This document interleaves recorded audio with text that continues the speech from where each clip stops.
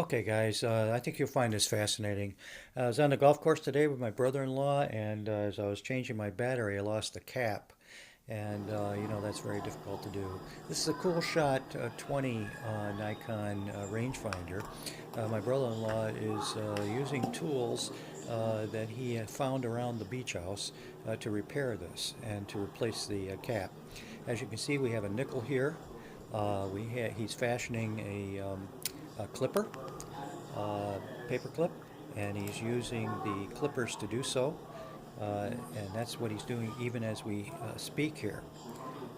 This process takes very little time, very little effort, but a lot of brain power. I was very fascinated by the fact that he could take these simple tools, which he found around the beach house, as I said before, to repair this and to place me back in the game, if you will. So here he goes.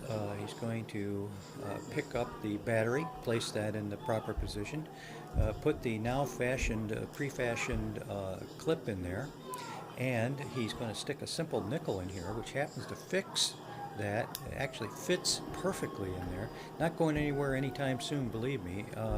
And now, guess what? It works. Thanks, Working? Zane. All right.